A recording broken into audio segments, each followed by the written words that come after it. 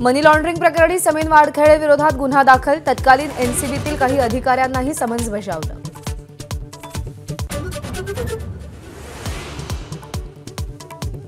मनोज जरांगे पाटील आजपासून पुन्हा उपोषणाला बसणार। सरकारने काढलेल्या अध्यादेशाचा मराठा समाजाला लाभ होत नाही तोपर्यंत आंदोलन सुरू राहणार, जरांगेंचा इशारा।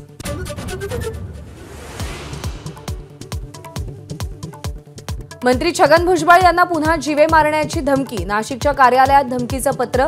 पोलिसांनी भुजबळांची सुरक्षा वाढवावी, कार्यकर्त्यांची मागणी।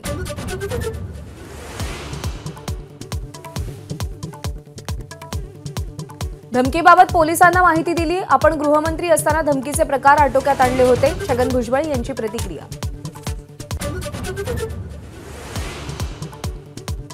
माजी काँग्रेस नेते बाबा सिद्दीकी आज अजित पवार गटामध्ये प्रवेश करणार। संध्याकाळी 5 वाजता वांद्रे इथं पक्षप्रवेश। राज्यसभेच्या निवडणुकीत उमेदवारी मिळणार का याकडे लक्ष।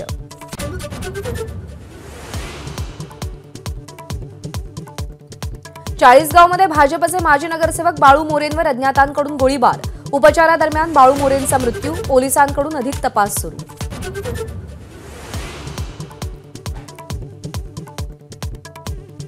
मॉरिस नोरोन्नानं अंगरक्षकाच्या पिस्तुलातून गोळीबार केल्याचं तपासात उघड, अंगरक्षक अमरेंद्र मिश्राला अटक। मुंबई क्राईम ब्रांचची कारवाई, आज बोरिवली कोर्टामध्ये हजर करणार।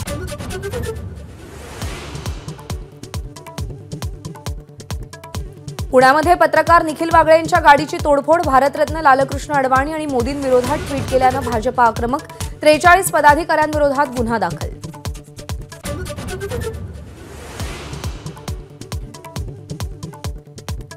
काशी विश्वनाथ आणि श्रीकृष्ण जन्मभूमीची जागा हिंदूंनाच मिळणार, विश्व हिंदू परिषदेचे महामंत्री मिलिंद परांडेंना विश्वास। जूनपासून मुलींना मोफत उच्च शिक्षण मिळणार, उच्च शिक्षण मंत्री चंद्रकांत पाटील यांची घोषणा। पाटलांच्या घोषणेनंतर मुलांमध्ये नाराजी, मुलींप्रमाणेच मुलांनाही संपूर्ण शिक्षण मोफत देण्याची मागणी।